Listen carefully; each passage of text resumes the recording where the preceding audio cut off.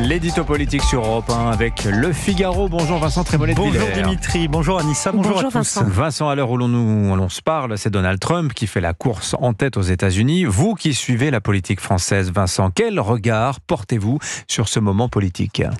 On se demande depuis quelques jours si la France n'est pas le 51e État américain. Le duel Trump-Paris est devenu chez nous un événement national. Alors certes, ce qui se passe aux États-Unis a des conséquences sur le monde entier et donc sur la France. Mais pour ma part, je ne dois pas être assez galoricain, comme le disait Régis Debray, pour vibrer à ce qui m'apparaît surtout comme un festival de démesure et parfois de mauvais goût.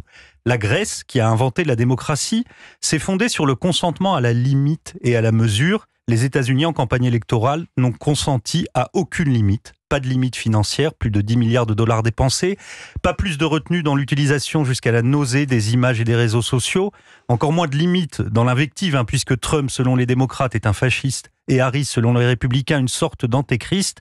C'était donc un spectacle permanent mais abétissant, un bruit continu mais derrière lequel on s'est passionné pour un micro mal placé, un écureuil euthanasié.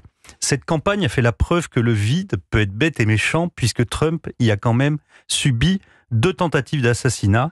Et puis à l'arrivée, on est tous devant nos écrans, parce qu'il faut le reconnaître, Dimitri, les Américains ont le génie du blockbuster. Vous exagérez un peu quand même, Vincent, tout n'était pas vide, il y a eu des meetings, des discours, des programmes. Tout cela est vrai, mais les ressorts de la campagne ont moins été fondés sur le raisonnement que sur la réaction de l'épiderme. La question posée n'était pas êtes-vous libéral ou socialiste, conservateur ou progressiste, mais êtes-vous blanc ou noir, homme ou femme, homo ou hétéro, citadin ou campagnard. Ce mauvais vent américain qui depuis des années souffle sur le monde, c'est l'ouragan du politiquement correct. Le politiquement correct a fragmenté nos sociétés en micro-tribus et il a fécondé le Trumpisme en retour. Donald Trump a dit un jour à Alain Finkielkraut, c'est la némésis, c'est-à-dire la déesse de la vengeance du politiquement correct. Et à l'heure où l'on se parle, l'Amérique profonde est en train de se venger brutalement, radicalement, de la bêtise sophistiquée des woke.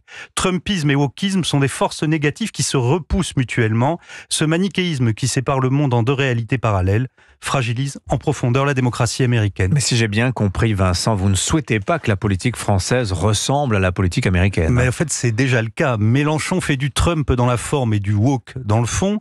Emmanuel Macron adore parler en anglais. Le Congrès a voté l'inscription de l'IVG dans la Constitution comme si nous devions nous protéger de la Cour suprême américaine. Le Front républicain, c'est la forme bleu-blanc-rouge du tout sauf Trump.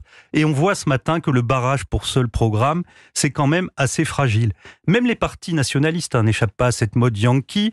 Éric Zemmour, pour son livre de campagne, avait repris les codes de Donald Trump, et la couverture de l'autobiographie de Jordan Bardella, qui sort ces jours-ci, renvoie à celle de Barack Obama. C'est le symptôme d'une américanisation plus profonde que montre très bien Jérôme Fourquet dans son dernier livre Métamorphose. Notre imaginaire collectif passe par Disneyland et par Netflix. Après les États-Unis, c'est en France que McDonald's a le plus de clients. Les enfants se déguisent pour Halloween. Elon Musk, pour les jeunes générations, c'est soit un super-héros, soit un méchant de Marvel. Alors, je n'ai rien contre Mickey, les burgers ou le réseau X. Simplement, il me semble que la France et l'Europe ne sont pas obligées de se conformer aux excès caricaturaux de la politique américaine. En revanche, nous ferions bien de méditer sur cette insurrection civique des classes moyennes que le vote pour Donald Trump est en train d'exprimer.